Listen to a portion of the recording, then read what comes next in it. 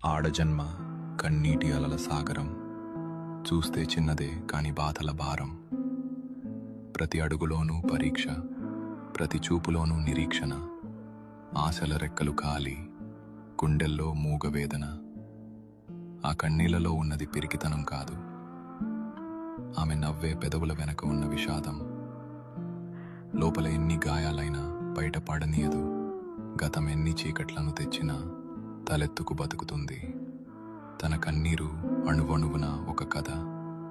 ఆ కథలో ప్రేమ ఉంది, బంధాల కష్టముంది. అయినా ఆ కన్నీరు ఆమెను బలహీనం చెయ్యలేదు. అది ఆమెలోని ఆత్మగౌరవాన్ని పోషించింది. ఏమీ చెప్పకుండానే ఎన్నో నేర్చుకున్నది.